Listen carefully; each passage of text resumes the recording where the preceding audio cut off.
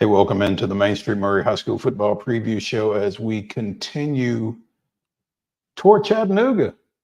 We are getting ready for round two. Well, yeah, it's round two of the state playoffs, whether it's Division One or Division Two. It's still round two because they played last week as well.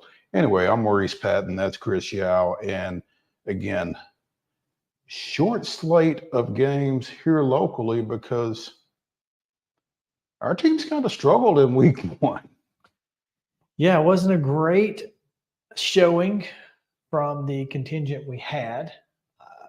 Obviously had one team win, and they'll be moving on. But because of that, we're kind of short on content this week in our normal area. So we decided to branch out a little bit. There we go. Yeah. As we said, week one, not terribly kind to our local teams. Starting in Region 5-2A as both Loretto, the Region 5-2A champion, and Mount Pleasant, which played for the region championship in the final weekend, both fell. Loretto falling to Peabody 28-24 at home in the opening round. Mount Pleasant going over to Decatur County Riverside and for the second year in a row, dropping a decision to the Panthers. This one, no doubt, 50-6. Also in 5A, Columbia Central went up to Centennial, had the host Cougars on the ropes, but couldn't keep them there, dropped a 27-15 decision there.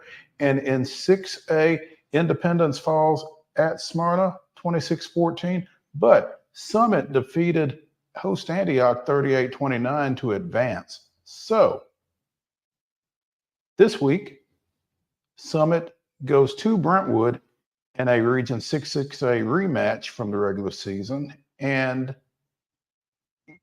I don't think the Spartan team that's going up 65 this time is the same one that went up there last time. No, absolutely not. This is going to be a really good football game because Summit has kind of one. It appears that Brian Coleman has gotten some buy-in from some guys, and they've learned the system. They feel comfortable in the system. They know what their strengths are versus what doesn't work well. And anytime Brian Coleman can run the ball, 35, 40 times a game, he's happy.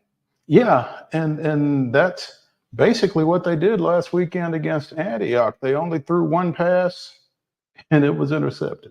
Yeah. So they got on the ground, they stayed on the ground, and they grounded out a 38-29 victory over there to again, extend their season. So they go to Brentwood where they lost 20-0 earlier in the year.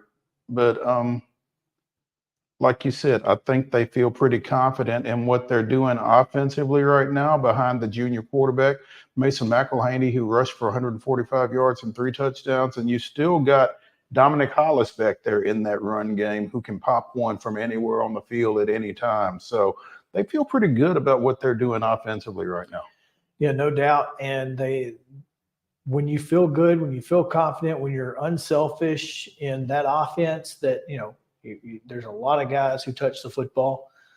It works well, and Brentwood's going to have a lot. They're going to have a lot to deal with. One, and I keep saying this, and hopefully for our sake, it doesn't rain. But in the event that it does, I feel like that only helps Summit because that means Brentwood's going to be forced to kind of play Summit's game, shorten the game. It's going to be a lot more run-oriented offense on both sides because you don't want to try to throw a wet football or catch a wet football. So my line of thinking is that this is going to be a quick game. I think it's going to be a lot of running clock, and that to me is kind of sets you up because rain always kind of favors the underdog. Here's my question, though. That's traditional football thinking that rain kind of is the great equalizer. But with the advent of artificial turf at the high school level, and particularly in Williamson County, everybody plays on artificial turf now, including Summit for their home games and Brentwood. So how much? That stuff is slick. I don't think it's necessarily about the speed. I think it's more the throwing footing? and catching. Okay. Catching a wet football is not easy to do. Gloves are not. Mm-hmm. Throwing a wet football accurately and with any type of velocity at the high school level is going to be at least somewhat mitigated by the elements. So you've got the rain that's going to hit the ball as it's in the air, and who knows, knock it off target or whatever. So there's just I think it's less, mud, and I think it just helps the team that is ready to run the football on every single play. Yeah. Okay. And again, underdogs are mostly helped because of shortening the game. Mm-hmm. The less time your opponent has the ball, the fewer opportunities they have to score. There you go. Okay. So I just think it's going to be a really good football game. Okay. And they're not the only ones in this side of the bracket that are going to have good football games. Here is that bracket, by the way. Yeah. The winner of this game will play the winner of Smyrna and Ravenwood in next week's quarterfinal action.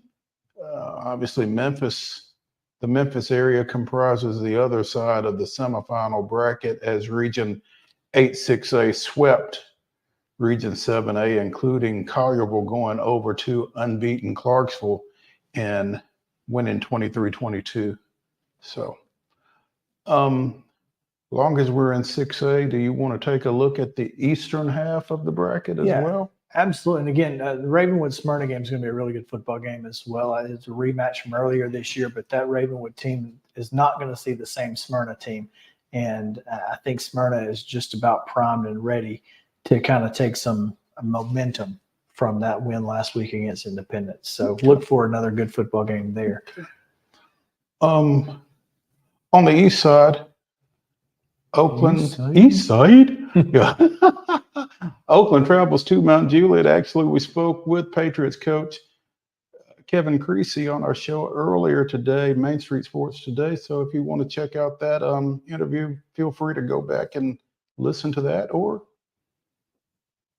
Mount Juliet graduate Alicia Clark, who was also on there. That's one half of the quarterfinal bracket. The other half is Riverdale and Cookeville. Cookeville going to Riverdale.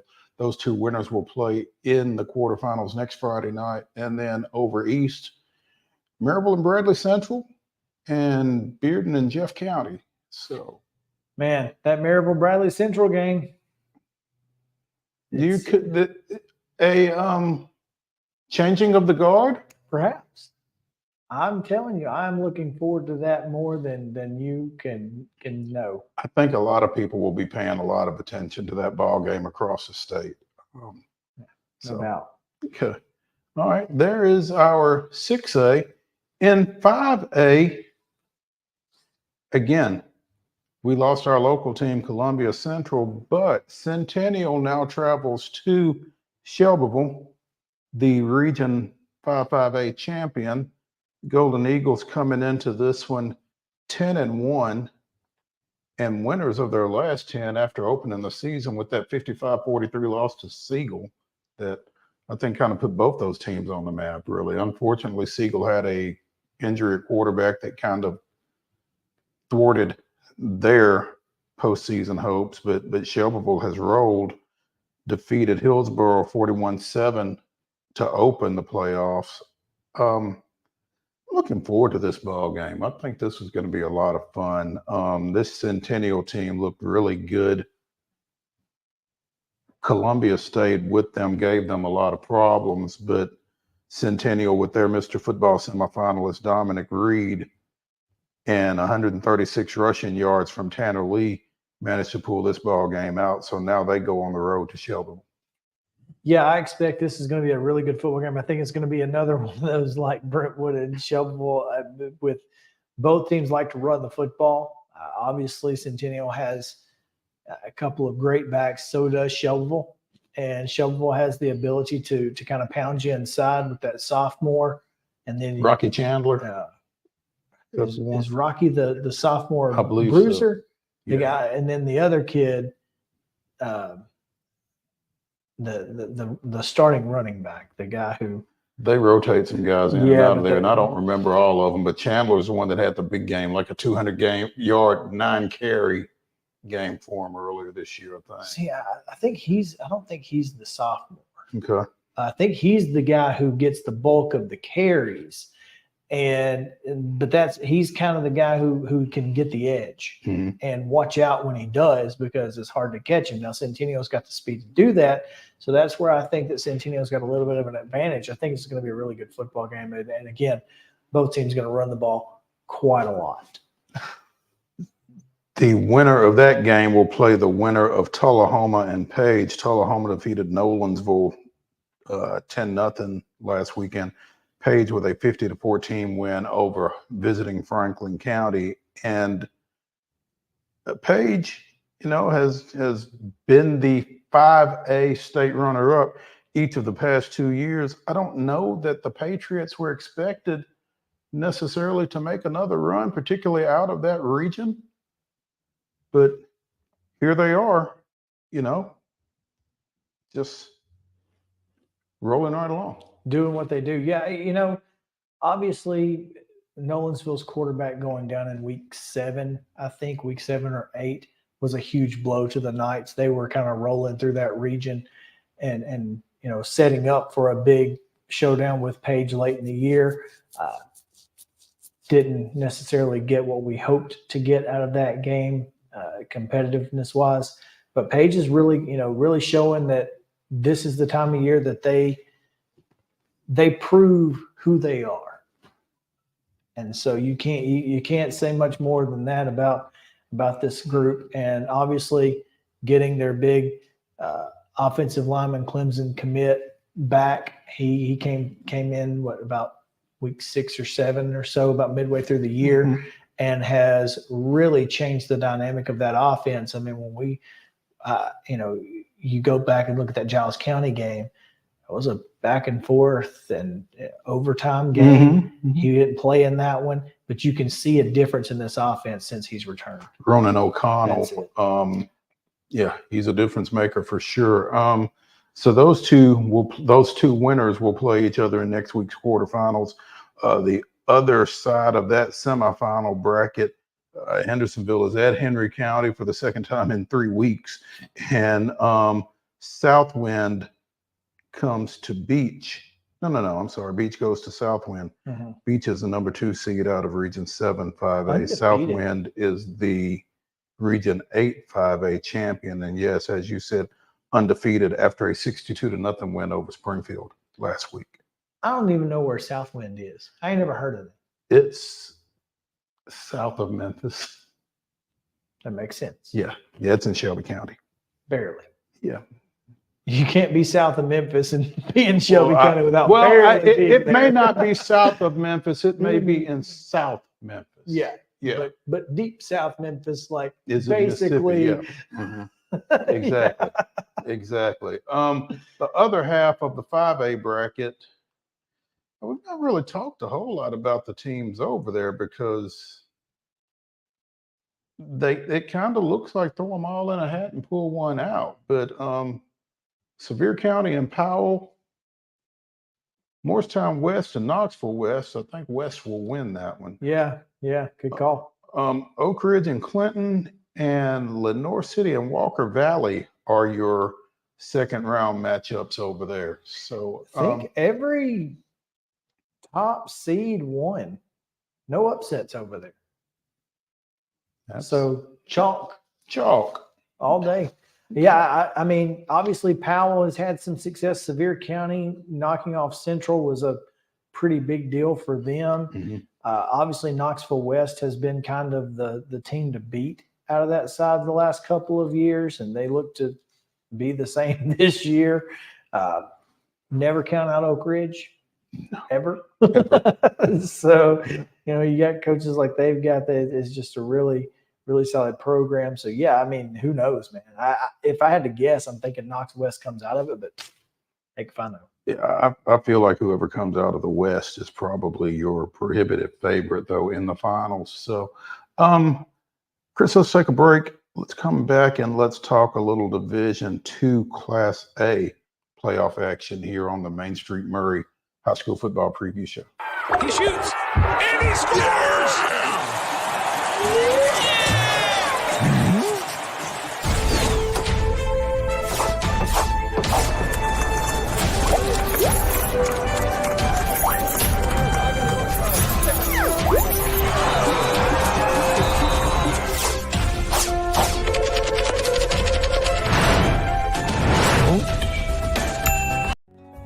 Since 1975, Mid-Tennessee Bone and Joint Clinic has treated the orthopedic needs of Middle Tennessee residents. The trained physicians provide surgical options and minimally invasive options to treat all orthopedic needs. The walk-in clinic, OrthoQuick, helps you bypass the ER while treating sports injuries and acute needs Monday through Saturday. Visit MTBJ online at mtbj.net or on social media at Mid-Tennessee Bone Joint Clinic. Welcome back to the Main Street Maury High School Football Playoff Preview Show. I'm Maurice Patton. That's Chris Yao. And as we mentioned, Division II Class A, Columbia Academy drew a bye last week after winning the Middle Region Championship. So they will face Jackson Christian in their postseason opener. The Eagles defeated the Eagles of Ezel Harding 37-7 in last week's opening round. So, Columbia Academy went to Jackson Christian last year and took it on the chin, 49-14. And I feel pretty confident that they remember that. Yeah, I mean, obviously, anytime you know in the playoffs, and this has kind of been a revenge tour for Columbia Academy, taking out Clarksville Academy and Grace Christian in the final 2 weeks of the season, and then getting a bye. You know, you're going to see, you know, whether it's rust or rest. I got a feeling that you'd rather have a bye this time of year just to get healthy and tend to some of those bumps and bruises. But Jackson Christian made pretty light work of Ezel Harding in their second year back from 8-man football. So, looking forward to this game. I think, obviously Columbia Academy has a lot to play for. They've got a lot of great athletes, and I think they're going to certainly give Jackson Christian a much better contest than they did last year. I think they're going to give Jackson Christian a much better contest, and part of that will be because Jackson Christian will be without their junior receiver / safety, Jalen Mosley, who suffered a knee injury in JCS's final game of the regular season, which they lost to Trinity Christian. So, which is how they ended up in the 2 spot rather than the 1. Yeah, because they were undefeated going into that game. They are now, contrary to that bracket has been updated. Okay. Yes. They are now 10-1. Correct. The bracket that I have has them at 8-2, which was incorrect. Interesting. Yeah. It's a typo. It happens. The winner of Jackson Christian and Columbia Academy will play the winner of First Assembly Christian School, or FACS, and Middle Tennessee Christian. And Middle Tennessee Christian, or MTCS. And I can tell you this, if Columbia Academy wins and Middle Tennessee Christian wins, MTCS is not going to be excited. No, I don't believe they are, despite the 33-31. Well, that's what I'm saying is they know they're going to be in for a dogfight in the semifinals. What was it? Double overtime? It was double overtime. And if you send me to that game and Lawson Smith is not allowed to come, that's all I'm saying. If I send you to that game, Lawson Smith will not come. Yeah, but overtime seems to be his middle name. It does. They seem to find him. He seems to find them. Yes. Other side of the D2A bracket, Nashville Christian goes to Trinity Christian. Been a little bit of a odd year for Nashville Christian. Came into the postseason 4-6, defeated Providence Christian last week 47-14. They've got the highly touted quarterback, Jared Curtis. But it's been, like I said, it's just been an inconsistent year for the Eagles, and they might be finding it here in the postseason.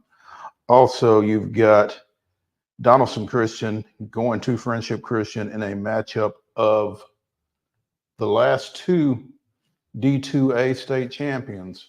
So that one will be one worth watching. These winners will be in semifinal action next week because D2 is like a week ahead, basically. Yeah. At least they get Thanksgiving off. I bet they don't take it off. Well, I mean, they don't have to prepare for a Friday night game. Yeah. They can eat on Thanksgiving. Yeah, not worry about it. And be perfectly fine. Yeah. So, want to take a break? Come back and make some picks? Let's do it. Okay, let's take a break, come back and make some picks.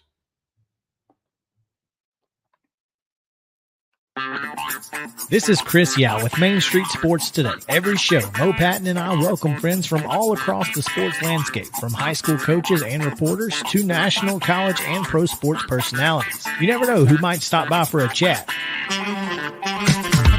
AP Tennessee Sports Editor, three-time Tennessee Sports Writer of the Year 2020 TSWA Hall of Famer. She covers the Titans, the Predators, the Grizzlies, college football, and hoops. Please make welcome Teresa Walker. Former University of Tennessee, former Team USA Olympian, ex-Cy Young Award winner, R.A. Dickey. R.A., did I miss anything? Man, that was sweet. Yeah, I need to listen to that before I go to bed every night. That was nice. Has 5 sports Emmys. That's not bad for the other guy in Wham, Ryan McGee. The other guy in Wham married the best looking girl Bananarama, so the other guy in Wham had a pretty good life. From preps to pros, we're taking on the sports topics you care about. Tune in across Main Street Media social platforms at 2 p.m. or on demand on your podcast distribution platform of choice. Time to make some picks here on the Main Street Maury High School football preview show for week 2 of the state playoffs. And starting in Class 6A, as Summit travels to Brentwood with a win, Summit would get to 500. First time all year. Oh, man, that's great. Brentwood trying to stay undefeated and, more importantly, advance to the quarterfinals. Yeah, this is going to be a really good football game. I'm telling you, throw the records out. They don't mean anything. This is a different football team for Brian Coleman. And again, if you watch Main Street Sports Today earlier today, then you know I already made this pick. But as I said earlier, shorten the game. Going to be difficult with the weather. Give me the upset. Give me the Summit Spartans.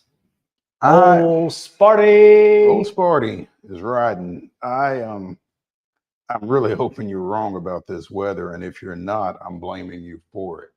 Don't blame me. No, I'm blaming you. Creasy said it first. Who? Creasy. Creasy did say it, and I tried to ignore it, but I still think Brentwood takes care of business in this one. I think Summit is playing its best ball of the year right now. I think Brentwood's going to have their hands full with Summit, but I think the Bruins figure a way to pull this one out at home. Oh, certainly would not be surprised. Yeah. In 5A, this is a sneaky good ball game right here. Centennial going to Shelbyville. Centennial with its Mr. Football semifinalist and Dominic Reed again scored all 4 of their touchdowns last week and did yeoman's work on the defensive side of the ball. I think they're going to need another game like that out of him. But I think the Cougars are equipped to go on the road and get this win. I think the Cougars do that. Yeah, I'm with you here, partner. I think that Centennial is they're a little more battle tested, I think, obviously Shelbyville played a fairly tough schedule, but I don't think that they played the likes of Page. They didn't play the likes of Independence. They didn't play, some of the better teams in Williamson County. So I think just, the battle tested, the ability to maybe have a little more success in the run game is going to be the difference. I think the key here is Centennial needs to minimize turnovers. Yep, there you go. Also in 5A, that winner will play this winner. Tullahoma goes to Page, the Wildcats 7-3, Page at 10-1. Page's only loss was to Centennial. No. Who did they lose to? Indy? That's a good question. Who did Page lose to? Let me go. I've got it right. I've got it right here pulled up. I can tell you. Tell me. It's going to be. There's an ad. It was Independence. 3 overtimes. That's right. Yeah. The 3 overtime loss at Independence. Sure Cool. was. Right after playing overtime at Giles County the week before. Yeah, well, I don't think this one takes overtime, and I don't think the Patriots lose it. And this is another sneaky good ball game because the defense for Tullahoma is really good. I just don't think the offense has got quite enough juice. And Page's defense is really good. So that's where I think the difference is. I think that Tullahoma will be able to slow down Page, but I don't think that that Page will struggle to stop Tullahoma. So give me the Patriots. In Division 2A, again, Jackson Christian coming into Columbia, taking on the Bulldogs. The Middle Region champions, CA 7-3, JCS 10-1. Disregard that. Oh, that's right. You can. I gave you the wrong records. My That's bad. okay. That's okay. That's all good. It's all good. We'll get that. At any rate, I don't think Jackson Christian's record will matter after this week. Well, they'll have a 2 there, as it says. As they go to the house. Exactly. So I'm with you, man. I think, look, Monte Baldwin is a great running back, and I think he's going to play a monster part in this. But what Jackson Christian is not ready for is the ability of Connor Rawson to find Harrison Brownlee. What's the other kid? CJ Duro. CJ Duro. Well, see, and that's the Monte thing. They Baldwin didn't face Connor Rawson last year because he was hurt. He had a back injury that knocked him out, and They were kind of one-dimensional when JCS played them last year. and here's the thing, Monte Baldwin behind this offensive line. It's a much better offensive line. The only thing that Columbia Academy has to be aware of they've got to play penalty-free football outside the whistles. Yeah. No false starts, no offsides, no 15-yarders inexplicably. Right. That's where CA has to be really smart because you can't afford in a game like this to give free first downs, etc. But Here's the thing. Defensively, Columbia Academy has 26 interceptions. I did not realize that. They're going to get one at some point Friday night. They will take away ball. Yeah. Absolutely. So give me the Bulldogs in this one. There you go. Hey, that's going to do it here for the Main Street Maury High School football preview show as we go into week 2 of the playoffs. Follow us on Friday night. Chris will be at that Summit Brentwood game getting drenched. You can follow him at Chris Yao 14. If I'm not inside the condemned other press box, The other one, ooh. it's been condemned. I'm just kidding. I will be getting drenched, and it's okay. I will be at Columbia Academy and Jackson Christian. You can follow me at @Patton_sports, and you can follow at MS_sports today. That's Main Street _sports today for whatever updates we get our hands on. So be sure and do that. Be sure and see us next week. Thanks.